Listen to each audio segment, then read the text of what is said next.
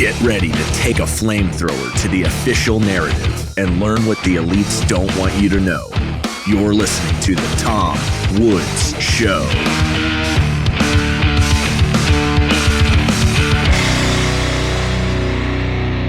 Hi everybody, Tom Woods here. It is episode 2619 of The Tom Woods Show, and I'm very glad to welcome back to the show Hawk Jensen, who is director and producer of Follow the Science, an ironically named series that we're going to be talking about. Of course, we want to follow real science, which is exactly what you're going to do if you follow this particular series. I was from at least my standpoint, a substantial donor to this particular project. Hawk has been a filmmaker around the freedom movement for around about the last 20 years or so. This particular project, it's like the man and the project have met. It was just the right guy at the right time on the right subject. So I want to talk about it today in particular because we're releasing this episode specifically on a Sunday. I never release an episode on a Sunday, but we made an exception today because today is March 16th, 2025. And that means it is exactly 5 years since that fateful press conference where they held that sign about the 15 days. And we remember that all very distinctly. So Hawk, welcome back. Thanks, Tom. Yeah, great to be here. All right. I hosted a screening of an earlier version of Follow the Science at a movie theater not too far from where I live in Central Florida. And the audience liked it very much, but you've changed it around a bit and the format and so on. But people who listen to this show will recognize some of the folks in this particular project. Certainly Clifton Duncan, the Broadway actor, as well as Jay Bhattacharya, who is now, presumably going to be director of the National Institutes of Health. Very close. Yeah. So it's a project that is dear to our hearts because of the subject matter, but also because of some of the people in it whom I think over the years we've really come to have at least I'm speaking for myself, have great affection for. Yeah, absolutely. I mean, I've been working on this since March of 2021. I mean, when the original producers and myself got together, and as artists, we had an intuitive sense that something wasn't right and something wasn't being presented as fully as it should be. When we were at that point, the mission drift of the lockdowns we were about 9 months into it, and it was an early phase where people still didn't know what to say or think or do, and it was an interesting time because we reached out to the early naysayers, the early people who were willing to say a few things, and Jay and Clifton were part of that. And I went out and met with Jay early on and I did a long interview in the early phases of this. And Clifton, had just started waiting tables in Atlanta, had been forced out of New York, and so we really had a wonderful conflation of cast arise, and we're really happy with it. We've got between Clifton Duncan, Jay Bhattacharya, Dr. David Katz is in it. The YouTuber Sydney Watson is in it.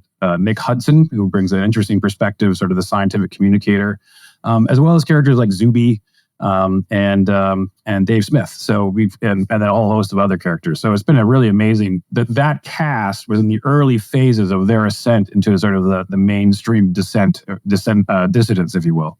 Early on in the project, the names of the people who were involved in it, I don't mean the on-screen talent or whatever we call them, but I mean people like you had been withheld. For obvious reasons, fear, I suppose, of professional reprisals. But then you guys decided to reverse that decision. Well, what was the thinking there? Well, we actually have quite a few people who work on it who are anonymous. We formed an anonymous group called the Sound Mind Creative Group. We wanted a lengthy name that we incorporated in New Mexico, actually, because they have the best privacy laws for a corporation, and as a single purpose entity to make the film. And a lot of us, we work in the mainstream. I mean, I came out as an activist for freedom and have kind of taken the slings and arrows from Hollywood in terms of my career. So I'm doing that. But a lot of the people working on it, they didn't want to take the risk of losing mainstream clients. So we actually have a number of people who are not credited, who will break, we have little pseudonyms for them in the credits. But we wanted to make sure we could bring in very professional people who could work and express themselves as a fellow dissident artist without reprisal. Now, things, eventually we were all anonymous initially, but then I realized as a director, you need to get out in front of a project to lead it. So I decided to do that. And then as the project got stronger and stronger, and as our intuitions, it was a moving target, as it was coming out that everything that we presumed, because we were filming with presumptions and trying to guess what was going on. And as that was getting confirmed, people got more and more sort of a little more courageous with we were right. So, okay, I'm willing to put my name on this because we were right about what was going on. So it's been an evolution, and but it was a reflective aspect of the censorship and the cancel culture. It was a real concern, remains a concern within this industry. But the industry that Hollywood is, fading, and the alt media is really coming up into taking on things, becoming the mainstream media and Twitter and X and all that kind of stuff. So it's been very fascinating to see that happen. So we're out front and pushing it hard now. It's urgently necessary that we have a series like this, because we know what happens if we don't, which is that in 20 years, everybody remembers it a certain way. Oh yeah, it was the scientific people were trying to do their best, but then we had all these dum-dums who delayed our emergence from this terrible crisis. And the lesson we should learn from this is we shouldn't listen to any more dum-dums, and we should instead listen to the official source.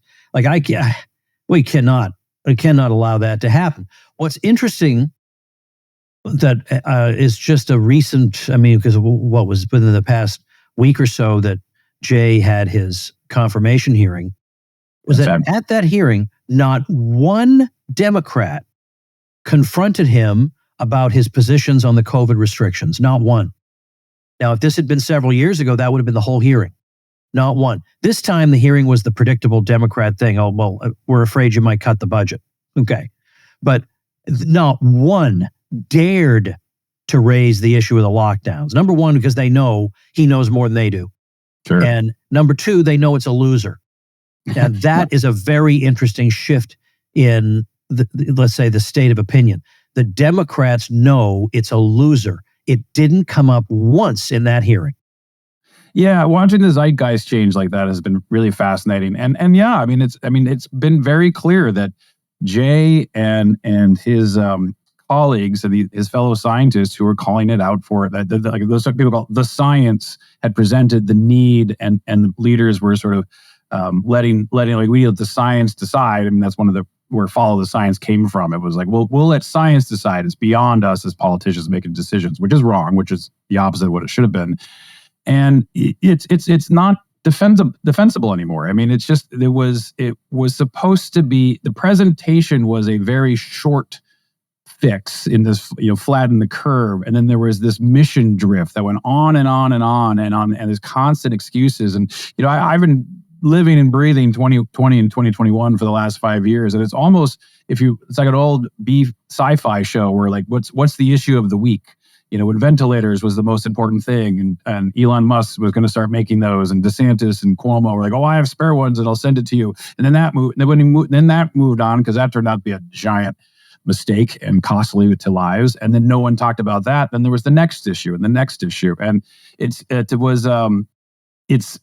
unreal how much history we went through. And you mentioned that we redesigned the project. We had an initial feature film version, a 90-minute version, and we decided it was just difficult to kind of capture the average experience of everybody in a single piece like that. So we turned it into a TV show. So now it's 6 chapters, 6 sections with commercial breaks, what we call bumpers. So each chapter has its own pace and emotionality. But that way we were able to really dedicate one entire piece to the Great Barrington Declaration, how Jay really spearheaded the alternative views, and then how the sort of Science Inc. came down on it, and spearheaded by Fauci, who honestly, I just felt that he was a megalomaniac from the get-go. A little side note is, one of the hard things to do as a filmmaker when you make any sort of film about a public figure is getting clear photos, public domain photos that you can use. And there's always the one you get from the government. If you went to, it's gone now, but if you went to the NIH site, I had never seen a full, photo spread of their leader, Fauci. I mean, dozens and dozens of photo shoots. It was interesting to see. He was such a media hound and sort of self-aggrandizer that it was just fascinating to see all this. I downloaded all of it too, because that public domain, using it at the piece. But it was interesting to see these types of egos going up against each other. And then the egos of these politicians, as you say, Jay's there, and they knew that they didn't have a leg to stand on, and they were like, Jay represents the real science, and that's what we're trying to capture. What, from the lay perspective, what we all went through, and then watch this infighting, this inside baseball fighting between these two camps of science, and how what I would argue the more pure science has succeeded and has come forth, won the day. Folks, I'm sure you'll agree with me that a lot of us feel pressed for time every day, and that sometimes when you're pressed for time, you make bad eating choices. Those bad eating choices are so convenient and easy. Well, I've got something else that's convenient and easy for you, and it's better than those choices. Factor has chef-made gourmet meals that make eating well easy. They're ready to heat and eat in just a few minutes, so you can fuel right and feel great no matter what life throws at you. Factor meals arrive fresh and fully prepared, not frozen. With 40 options across 8 dietary preferences on the menu each week, it's easy to pick meals tailored to your goals. You can choose from preferences like Calorie Smart, Protein Plus, or Keto. And it's lunch, it's smoothies, it's breakfasts, it's grab-and-go snacks, it's dinners, it's everything. So reach your goals this year with ingredients you can trust and convenience that can't be beat, so you won't be tempted to make the wrong choices. Eat smart with Factor. Get started at factormeals.com/FactorPodcast and use code FactorPodcast to get 50% off your first box plus free shipping. That's code FactorPodcast at factormeals.com/FactorPodcast to get 50% off plus free shipping on your first box. Well, in my own work that I've done on it, I wrote a book called Diary of a Psychosis. But then with Diary of a Psychosis, I have a companion volume called Collateral Damage. And that is a series of first-person stories being told by the people themselves about what the lockdown regime meant in their lives. So diaryofcovid.com is the website, and you get that free extra book along with it. And so what I was trying to do was tell the story in both ways. So number one, the charts and the graphs. For those of us who are nerds and we need the charts and the graphs, I got plenty of those, more than you'll know what to do with. And the point is just to show, none of this really seems to have done much good. I'll just make a quick digression here in this. Sure. There are two paths that research on the effects of the COVID restrictions wound up taking. One path involved modeling.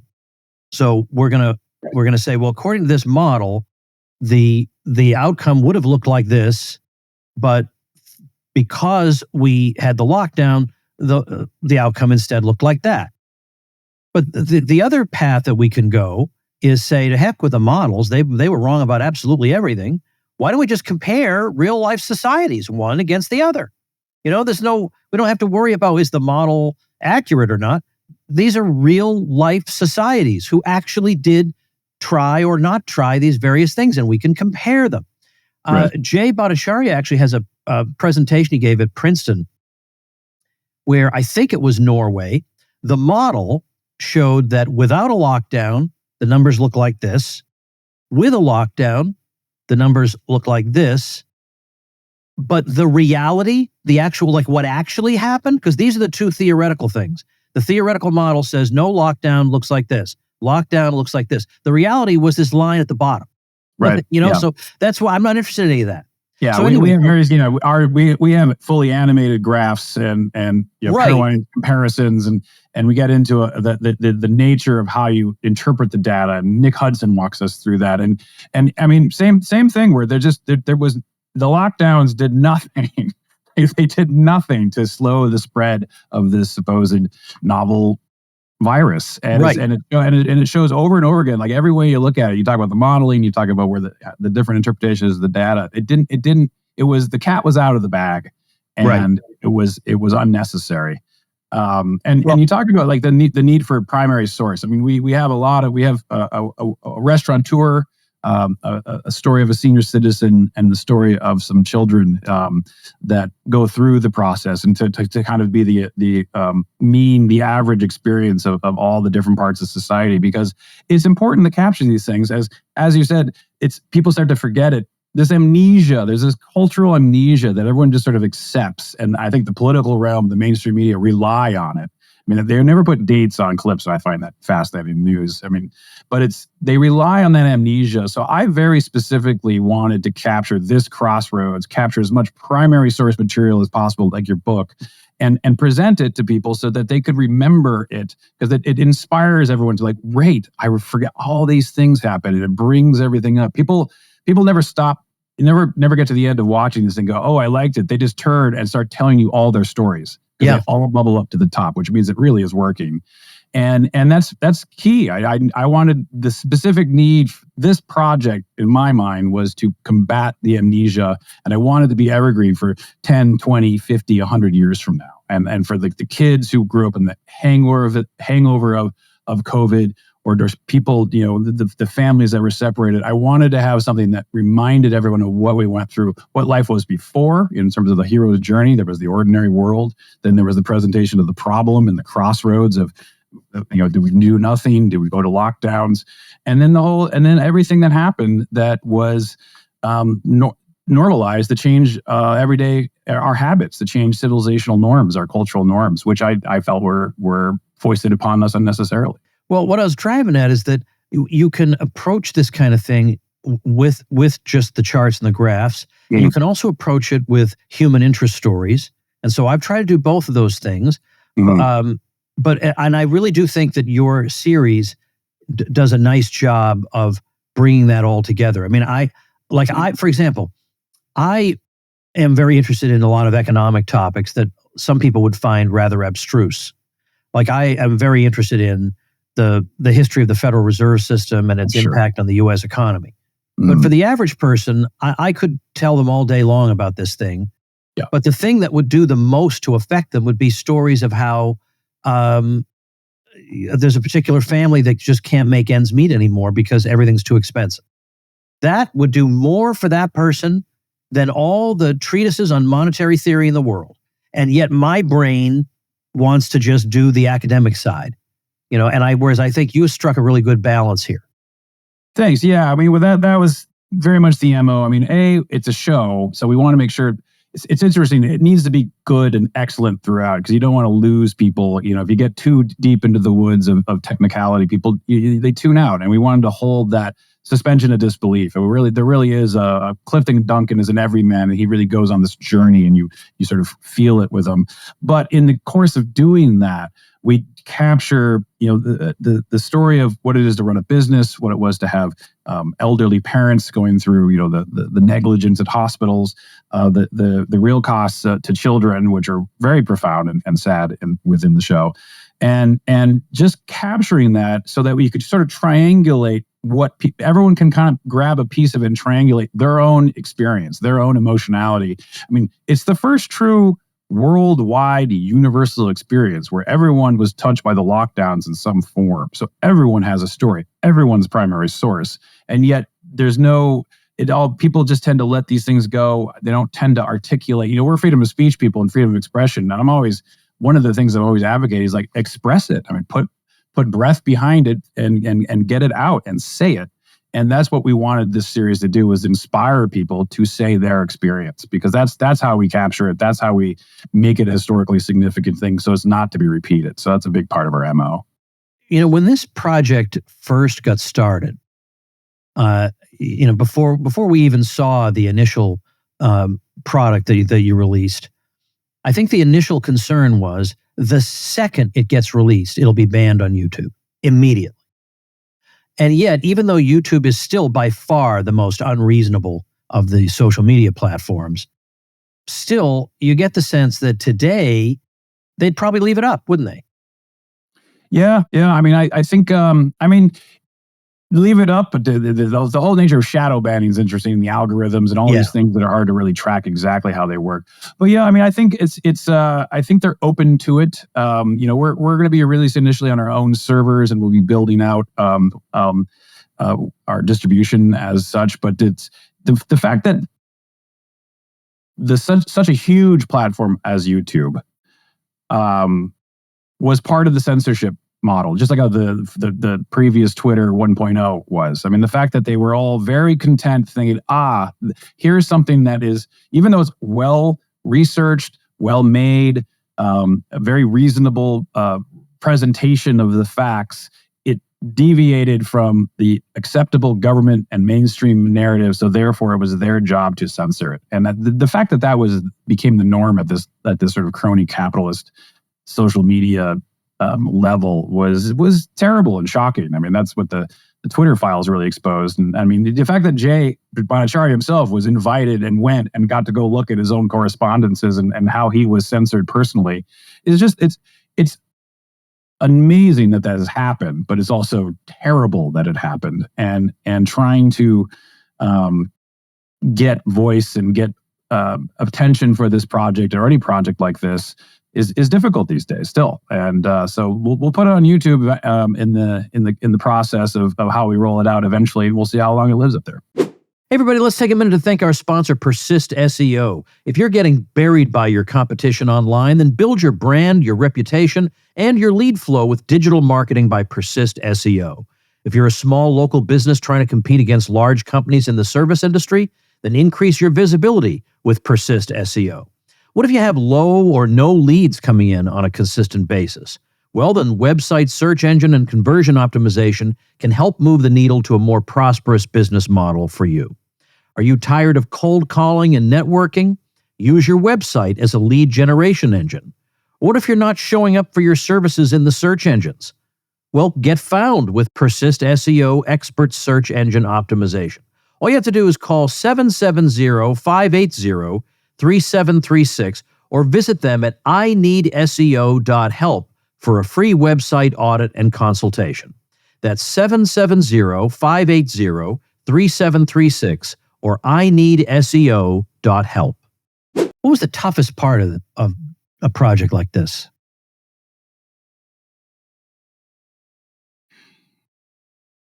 For me, I mean, part of it as the sort of lead artist creative, where you're sort of holding all these stories and you're letting it pass through your sort of emotional self and you're sort of knitting it together, was interviewing all these people. And, especially in the early days, you're holding all these emotional juggernauts of like people who had experiences and as well as experts and strong views. And in the early days, specifically, I've specialized in interviewing dissidents over the last couple decades here, and I know what it is for a group to come up and speak against a tyrannical regime. And part of the process is there's always that moment where the infighting begins, when the first real successes, when the sort of self-rising dissidents kind of show up and start working, and then there's some real success. The infighting starts, and the people who were sort of put into alliance start to falter a little bit, and then the wedges get knocked. And actually, that's where the counter effects come from the government or whatever group they try and enhance those wedges. So for me, it was sort of holding all these different people, bringing it together, being an early adopter to when I saw Jay, I was like, Jay, welcome to being a dissident. I was almost like the welcome committee to people, just sort of like, yeah, this is you out of no choice of your own and just your conviction to speak up. You are now what you are. You are now being a dissident, and it's an odd emotional experience. I talked to Robert Malone and Peter McCullough and all that stuff, and I was like, so how are you guys doing? And they're like, oh, it's crazy. All of a sudden, they're coming in from every direction. But it's hard to be working on something knowing that eventually even these people that you formed a relationship they'll be critical of each other eventually, and there may be the falling out of the dissidents, and yet I'm just sort of wanting to see the movement to continue to keep the pendulum. I mean, we were trying to keep the pendulum from going a certain direction, and we all kind of caught it and tried to redirect it. And it's just, and I just want everyone to get along, kind of thing, because I want to just all fight together. As long as we're fighting, we're doing all right. But it's hard to know that it's a history is a repetitive thing, and that all these different people, experts, stories, human interest stories, hearts, emotions. I'm holding all those, I and my fellow filmmakers, and we're holding all those and trying to weave those into a story that really represents all of them. And it's hard. It's hard to do that. It's very taxing on your emotional self and you're just the anxiety that comes with it. So it's a very difficult process of the filmmaking. It's a very holistic experience. What kind of reaction did you get when you would ask, or when you would tell people that you were working on a project of this nature? Let's say longish ago, as compared to when you tell them about it now. Is there any difference? Well, as a guy who worked in Hollywood for a solid 15 years, 20 years really, and but also became an activist about 10 years previous, I'm very good at sort of speaking about a project without revealing the nature of the opinion that it's coming from. So I'm very cautious at it. Like, anyone who works in the business, you just learn how to talk about what topics you can talk about. I mean, before woke really went crazy and the cancel culture, things are a little, social media became a little more invasive to people's views. There's a way of talking about things in a neutral way. But I also just didn't talk about it very much in my private life. I just tried to keep it separate. And but I mean, to answer your question about then and now, it really was sort of a hushed tones kind of thing. I mean, you're like, well, I'm working on a project and I'm casting doubt on what happened. And some people would be like, oh, well, that's good. And then they'd move away from you. And or they would just, say like, oh yeah, well, it's very important. I would sort of present it as, well, I'm doing something. I'm trying to look at, there was the presentation of what the science was versus the actual understanding of the scientific community as to what was going on. There were two different things. And I'm trying to show what occurred, and that discourse affected every single one of us. So it's important to get that out. And people, oh yeah, that sounds good. That sounds right. And it's just sort of a non-charged way to talk about it. These days, people very much so are more comfortable saying what a colossal waste of time that was. People who I would say skew left, skew more liberal, skew left of center, are more apt to say, when I share what I'm doing, and I'm a little more forward as to what I'm doing and trying to hold the feet to the fire in this project. They are more comfortable saying it just felt like a waste of time, energy, money, and they just and lives and life years lost. And they just they don't have that language for it, but they are able to sort of convey that to me. So that's what I hear more and more these days. So describe exactly what it's like. So you say now you've made it kind of like into a TV show. So how many of them are there and how long is it? Yeah, it's there's 6 chapters. So we have 6 discrete sections. Each one's about 25 minutes long. So it's about a half hour, sort of 6 half-hour installments. Yeah, I mean, the first one, the chapter 1 and 2 are coming out today. And the chapter 1 is sort of the retrospective of what occurred. And then chapter 2 sort of gets at the crossroads of like, oh, this thing has developed, and now as a culture we're changing directions. And then as we move through the chapters, chapter 3, we really begin to look at the alternative perspectives and as led by Jay Bhattacharya, and how it started to affect us more at the immediate economic side of things, essential versus not essential, trying to run a business as the mission creep happened, and how that by October of 2020, the Great Barrier Declaration was, Jay and his cohort came out with that. So we kind of drive at that in chapter 3.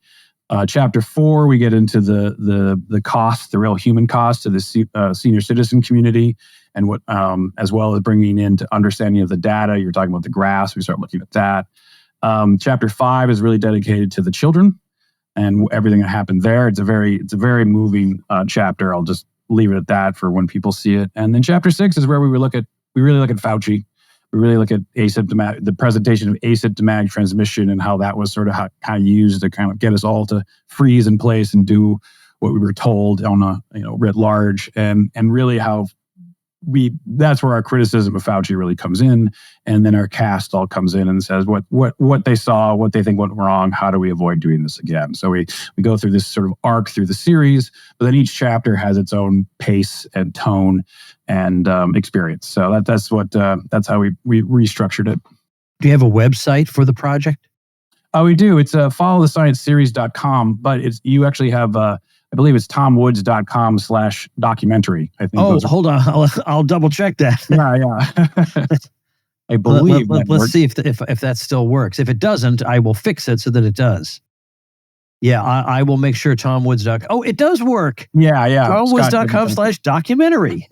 That's right. So we'll keep it simple for your viewers. Yeah, tomwoods.com/documentary takes you to our Follow the Science series website, which is followtheseries.com, just either or. And we're going to be releasing. It'll be releasing it there. We'll actually release. I think the first 6 minutes will be released wide on various platforms, and that'll drive it to the release. The platforms that we've developed to do our own release distribution for the initial distribution that we're doing. And we're excited to get it out there. We're excited to. My fellow producer Scott and I, we just woodshedded this thing. The two of us have been working on this thing for the last year, just getting it just right. We wanted something that just worked, is excellent throughout, captures what happened, and to fight the amnesia, to capture this historical perspective, and remind everybody that we should not do it again. And this whole the fact that we all got volunteered to self-imprison is one of the great shocks of our collective experience, I would say. Yeah, and that so few people, even months later, thought it was a good idea to maybe object to this. Yeah.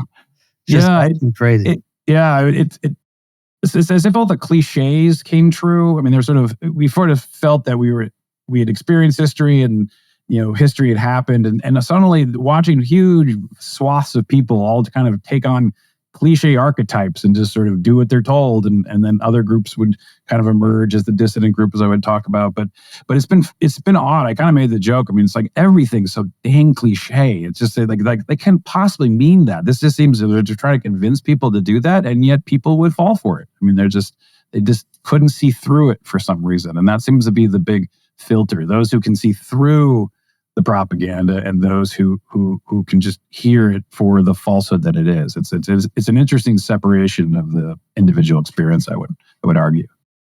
Well, I want to remind everybody that we very often say things like, society will support worthwhile projects. If they have merit, people will come out and support them. And it's wonderful to say that and theorize about that. But you know what's even better than saying and theorizing about that? Doing that. That's actually even better. So we have a project like this. Let's do what we said we would do in a situation like this, which is support it, because it's not done for free.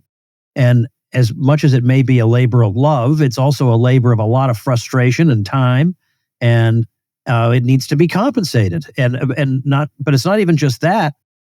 We want to extend the possible audience to this. Give the greatest possible opportunity for as many people to see it as possible, because it will help them rewire their brains in ways that will create the kind of society we'd rather live in, frankly. So tomwoods.com/documentary will also give you an opportunity to throw a few bucks at these people who have done this for you as a service to our movement, as a service to society, to civilization itself, to freedom, to truth. In exchange, you hand over a few bucks. I mean, you would hand over a few bucks to go see Captain America or whatever the heck people go see. Well, this is way more important than that. So maybe if you could give even half of what that would cost, if people did that, we would be in a very, very good position to get the word out there. What are your final words and thoughts here for us, Hawk? Well, first I want to say thank you to you and your listeners and all the donations to the project thus far. I mean, we were 100% grassroots funded, and we would not have made it this far at this level without your continuing support. So we really appreciate that. We are giving it away. We're basically doing donation tickets. So if people are, as you suggest, are able to give something towards a ticket price, that would be helpful. But it's been worth it. It's one of those things where you realize that you don't realize you're training your whole life for something, but then that something occurs.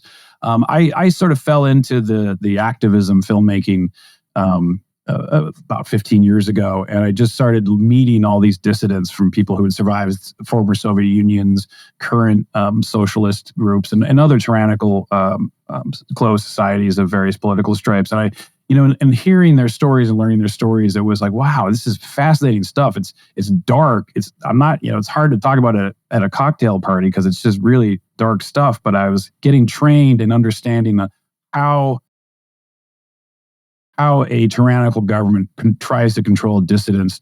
They fear the individual. They fear the dissident because the power of ideas is so important. And then to take my expertise and all my colleagues of filmmaking and make this property, this entity, this TV show that really captures what everyone went through so that they themselves self-express, share their story. It's just one of the most important things I've ever worked on. And I can tell you I've been working on this thing 16 hours a day, every day for the last several months, trying to get it out the door with Scott and my other colleagues. We've been working really hard to make it just when we do what we're supposed to do, it's as if we were never there. It's supposed to be flawless. And I think when your viewers see this, they'll have an experience and they will not feel us as filmmakers. They'll have the experience. And we're really excited for everyone to participate in that and hopefully have an effect on the culture needle. Well, tremendous. I am very happy for you. I'm very happy about this project. It's really important. It's very well done. And we're all grateful to you for doing it. So I remind people, go watch it at tomwoods.com/documentary. And if you can chip in, that would be appreciated. If you can spread the word about it, that's also appreciated. Just link to it wherever you possibly can. Tell people about it. It's, again, the stuff that we lived through is so terrible and cannot be allowed to happen again. And this kind of project contributes to building a world in which it cannot happen again. So, Hawk Jensen, thank you so much once again. You're welcome. Thank you for having me on. I really appreciate it. And thank you, ladies and gentlemen. Make yourself and those you love less vulnerable to the regime, both mentally and physically. Get more forbidden information at tomsfreebooks.com and be sure to subscribe to the show wherever you listen. See you next time.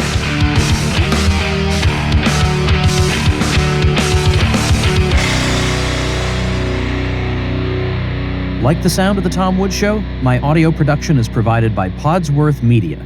Check them out at podsworth.com.